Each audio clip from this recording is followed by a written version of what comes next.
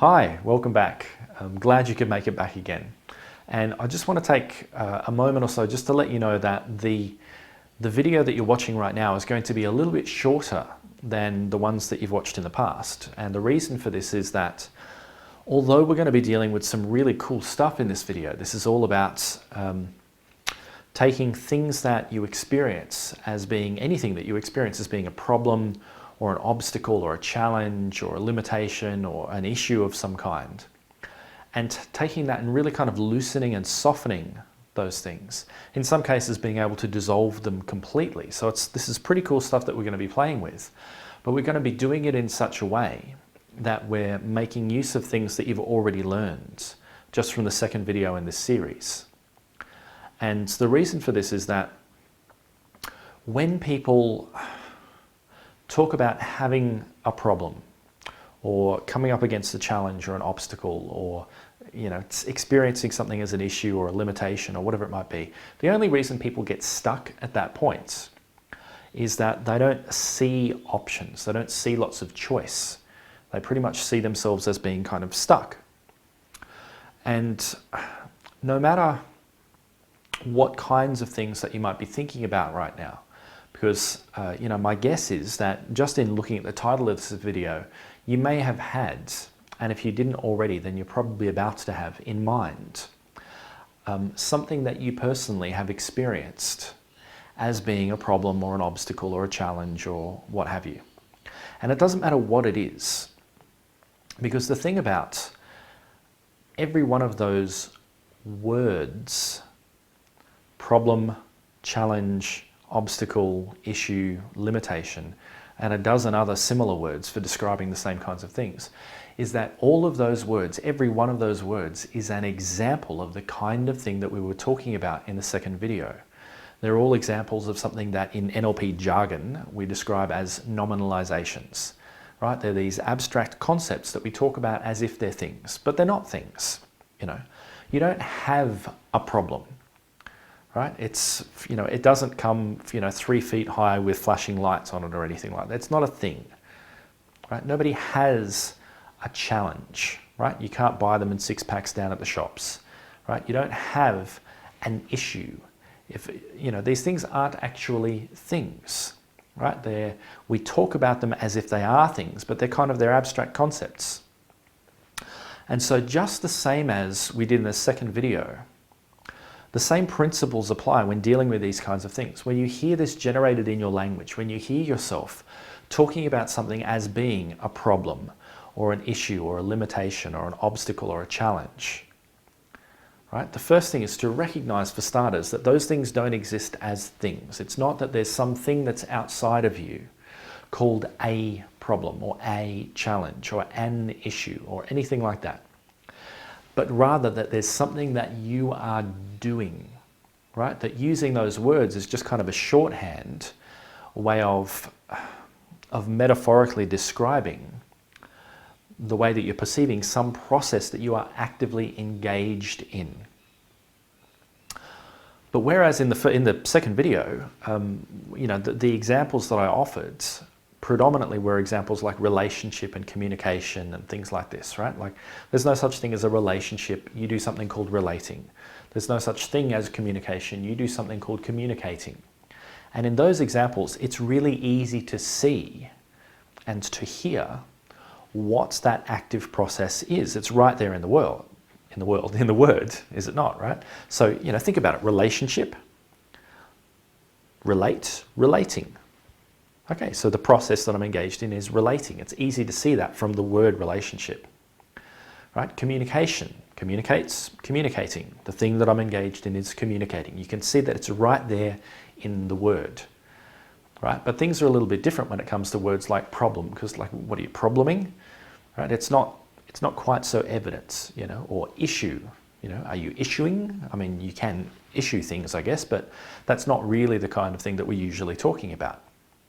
And so the difference with these words is that the process that you're engaged in, the process that you are actively engaged in, that results in you describing this thing as if there's something outside yourself, is the process of, if you think about a problem, you don't actually have a problem. All that your use of that word indicates is that you are experiencing or perceiving something as being problematic. Right? You don't have a challenge. There's no such thing as a challenge that's outside of you, that's a thing. Right? But you are experiencing or perceiving something as being challenging. Right? Same thing with issue or limitation or obstacle. You know, there's no such thing as an obstacle out there except an actual physical obstacle. I mean, obviously, if somebody's, you know, stuck a wardrobe in front of your front door or something so that when you open it, you can't get through it, then yeah, okay, you've got an actual physical obstacle. But usually when people talk about the obstacles that they have, they're kind of metaphoric obstacles. You know, so it's not that there are actual obstacles there. It's that you're experiencing or perceiving something, some situation, as being obstructive. Right? You don't have a limitation. You know, you experience or perceive something as being limiting to you or to your goals in some way. Right? So the active process that you're engaged in, right? Whenever you hear yourself using words like problem or challenge or issue or limitation or obstacle, the process that you're engaged in all of these cases, is the process of experiencing something or perceiving something as problematic or as challenging or whatever it might be. So just by starting to kind of step back, right, and think about that, and whenever you are aware of yourself using one of those words, stepping back and thinking, okay, it's not that this thing is a problem. It's not that this is a challenge. It's not that this is a limitation. It's that I am experiencing or perceiving things in a particular way, right? And again, if you remember that back to the second video, that's the first step. The first step is to identify, okay, what is it that I'm actually doing? What's the human process that I'm actually actively involved in, engaged in, that I'm doing here? Right? Because that allows me to take responsibility to start with. So rather than me blaming something on a problem that's out there in the world, I can take responsibility and go, okay, I'm experiencing or perceiving this as being problematic. Right? But the next step, again, if you remember back to the second video, is to think about, okay, well, let's free up some options here. How else could I go about doing this? Right? So if you talk about, you know, having needing a better relationship, you know, you start by going, okay, well, it's not that I have a relationship, I'm doing this thing called relating, and I want it to be better, so how can I relate differently? Right? Or we need more communication. Okay, well, I'm doing this thing called communicating, how can I communicate more effectively? Right? So here's the cool thing. When you experience something, when you think of something, or talk about something as being a problem or an obstacle or a limitation or what have you. That's my combination of two phrases, you see. The activity that you're engaged in is experiencing or perceiving this thing as being problematic or as being challenging or as being limiting or whatever it might be. But in terms of how you're doing that right now and how you could go about doing that differently, that all gets back to the first video in this series, because it doesn't matter how you are perceiving something or how you are experiencing something. It doesn't matter whether you're experiencing something as being problematic or perceiving something as being limiting or being challenging, or whether you're experiencing something as being fun or experiencing something as being exciting or perceiving something as being fascinating or whatever it might be. Every one of these things, the way that you're doing these things and what's resulting in you having the perception that something is any of these things, all depends on what gets through those 7 ± 2 chunks of your attention. Because again, you've only got this limited focus of attention, and whatever happens to get through that, what you're habitually paying attention to is going to determine how you perceive what it is that you're looking at. And so when you find yourself thinking that something is a problem or something is challenging or something is limiting or an issue or whatever it might be, the first thing is to recognize that that's not actually the case. that it's just that you are experiencing or perceiving this as being problematic or challenging or limiting or whatever it might be. And the next thing, if you want to be able to change that, is to recognize that you experience or perceive things in the way that you do on the basis of what you're paying attention to in this moment. So the only reason that you think of something as being a problem is that you're perceiving it as being problematic. And the only reason that you're perceiving it as being problematic is that there are certain things that you're paying attention to, and there are other things that you're not paying attention to. The only reason that you think about something as being a challenge or a limitation is that you're experiencing or perceiving those things as being challenging or being limiting.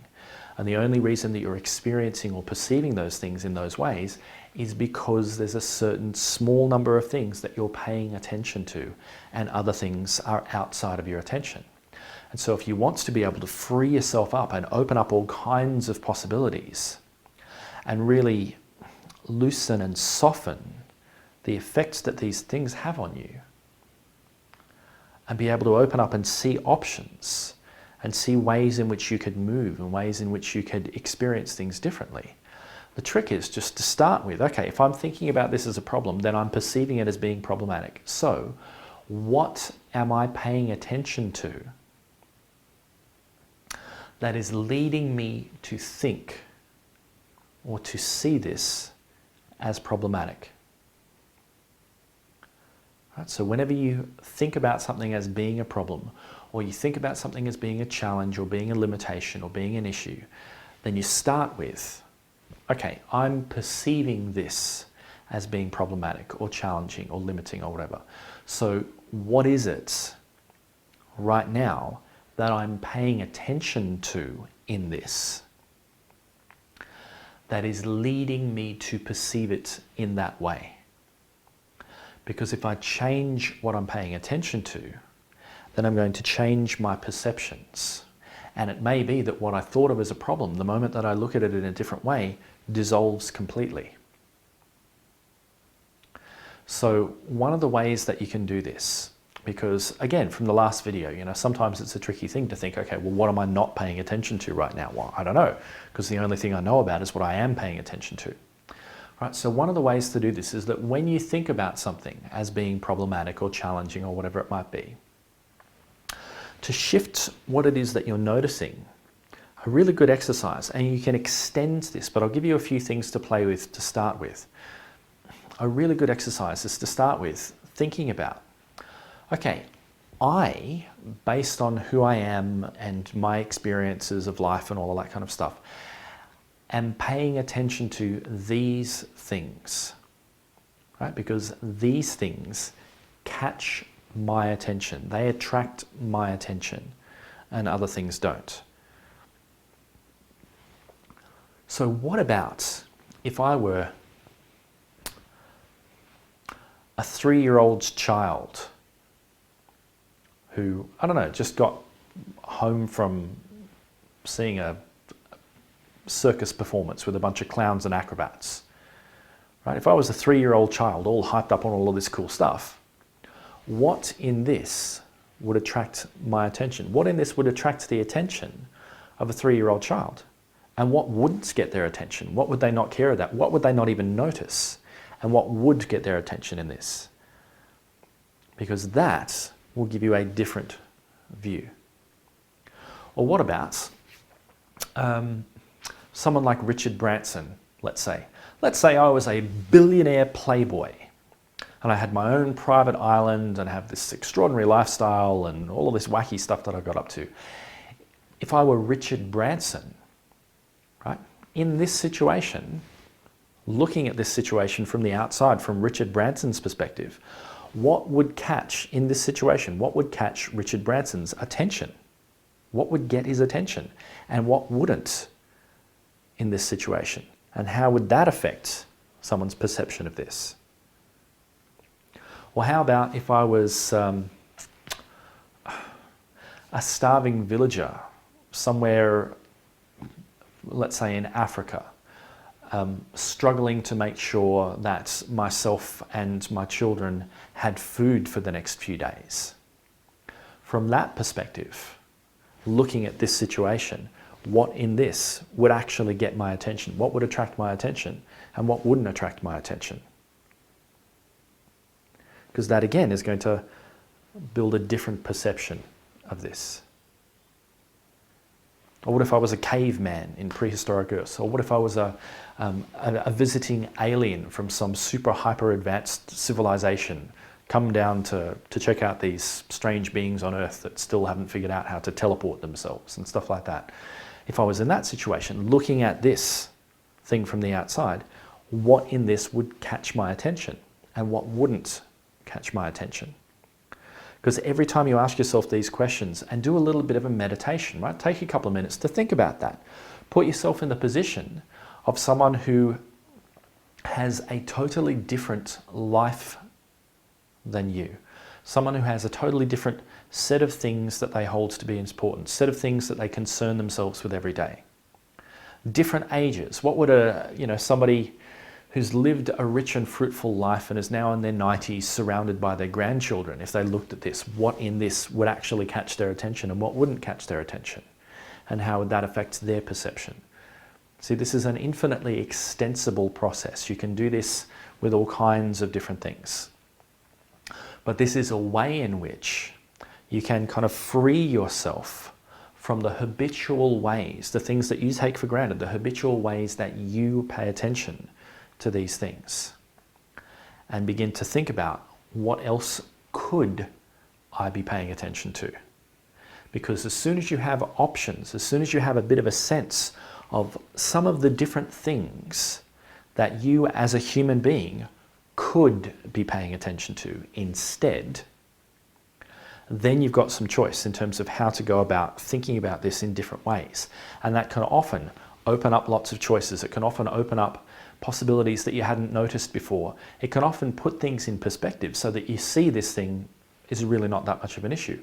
Or it could, sometimes trigger off some spectacular epiphany and suddenly you have this brilliant idea that could change the world. There's any number of things that could happen beyond the single choice of looking at this thing, thinking of it as being outside yourself as a problem or a challenge or a limit, and getting stuck. Right, so if you want to be able to free yourself up, right, start with really monitoring, using your awareness of these language patterns, really being aware of whenever you describe something as being a problem, being a challenge, being a limitation, being an issue, being an obstacle. And starting by stopping and stepping back and going, okay, it's not that this is a thing, this is an actual thing. It's that I'm perceiving or experiencing this thing as being problematic or challenging or limiting based on what's catching my attention. And that's a distorted view because I know I've only got 7 plus or minus 2 chunks of attention. So if I was someone completely different, what would catch their attention and what wouldn't? What are all of the different things that I could be paying attention to here? And if I look at things from all of these different filters, how is that going to allow me to free things up and find some room to move? Because I promise you, this is something that can be extremely transformative in terms of your experience of the things that you want to do. It can make life a lot easier if that's what you want. Not everybody actually wants that. I happen to think that, easy is nice. Having an easy life is a nice thing. And that's one of the reasons why in the next video, we're going to be exploring some other applications of this same kind of principle, but exploring some very, very self-transformational things. So if you're up for it, in the next video, I'll show you some ways that you can profoundly transform yourself and your perception of yourself as a human being in terms of the characteristics that you possess and the kinds of things that you can shine into the world. It's some pretty potent stuff, and again, it's going to be based on these same principles and just exploring some slightly different things. But until then, thanks very much again for watching. Do take some time to practice this, to be aware of things that you catch yourself thinking of right now in different areas of your life as being a problem or a challenge or an obstacle or a limitation, and go through and do this process, right? Step back, recognize that it's just that you're perceiving these things in this way, and think about how else other people, wildly different people, could go about perceiving this situation. What would catch their attention and what wouldn't? And how can that transform the way that you relate to this? But meantime, again, thanks for watching, and I'll see you on the next video.